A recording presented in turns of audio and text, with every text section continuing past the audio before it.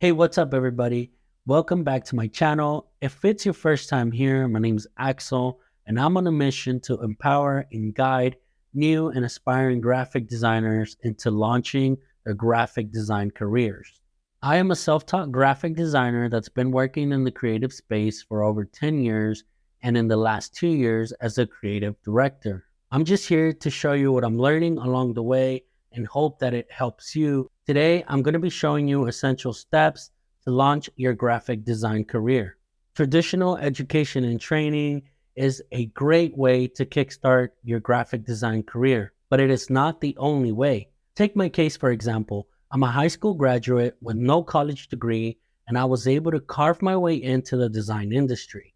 And the following steps are essential steps that I took to find my first break as a creative. Step 1. Develop essential design skills. There are a ton of resources here on YouTube that can help you learn these basic skills and gain familiarity of industry standard softwares such as Adobe Illustrator, Photoshop, and InDesign. I would say that my main focus at the beginning was Adobe Illustrator and Photoshop, and then when it was time to learn InDesign, being familiar with the other two softwares really sped up the learning process. Another skill that you should be learning about at this stage is also basic design fundamentals, such as typography, composition and layout, and color theory. These are just a few of design fundamentals that I recommend that you learn, and I will say it is important that you continue to explore, to learn new techniques, and keep on practicing. Step 2. Build a strong digital portfolio. A portfolio is important because it's the visual representation of your skills, your accomplishments, and your experience. But what if you don't have any clients or projects to show yet? Something that I did a lot early in my career is that I made a lot of fake clients. Think of the type of work that you want to do and create a client based around this work. For example, if you think you would enjoy doing designs for a tech company, then create a tech client and do work that you feel like you would enjoy. However, think of this client as a real client and build actual problems and solutions for you to actually think creatively and have a process and also how you plan to execute.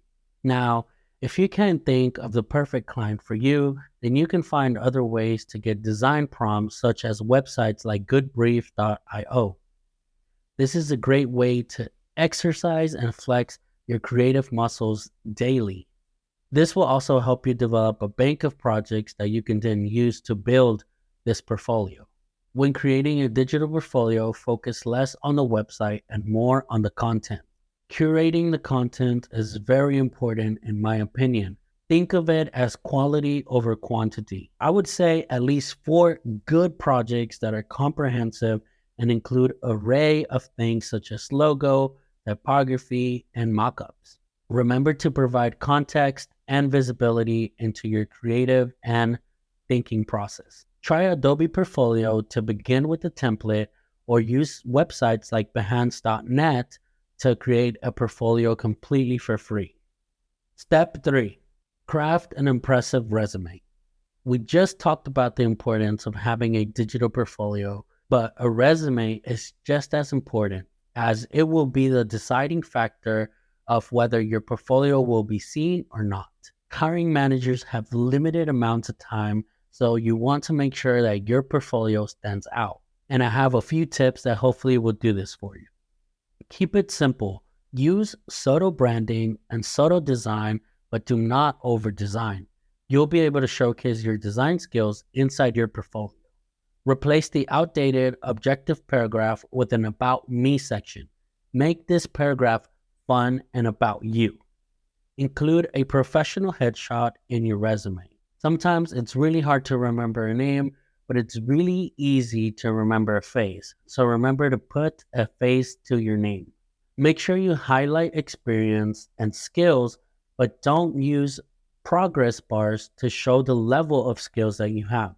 Always include your portfolio link. This is really important. If a hiring manager has to hunt down your portfolio link, chances are you're probably going to get sent to the back of the pile.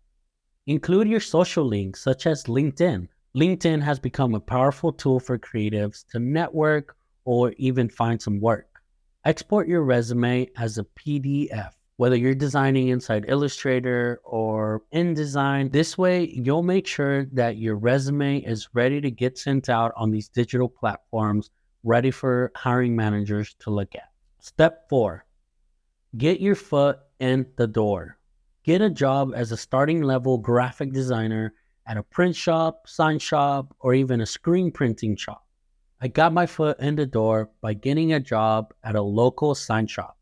And although this wasn't the job that I wanted, it was the job I didn't know I needed. You'll be surprised by how many valuable skills you learn at a place like this. These places are very fast paced and they build your ability to think on your feet when doing designs. You get the opportunity to work with people that are just simple business owners. They're not creative directors or graphic designers themselves. So you get to develop the skill of creating designs with very little direction.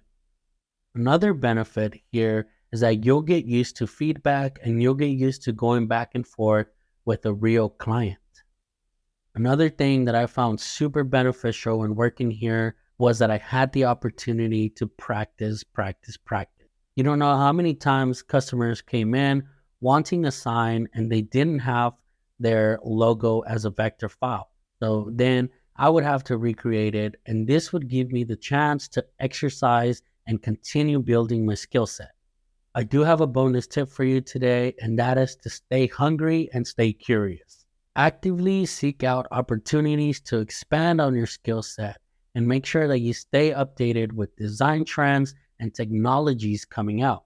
Remember to network and, if possible, attend workshops to learn from other professionals or watch YouTube tutorials to continue expanding on your skills. And these were the essential steps that I took to launch my graphic design career.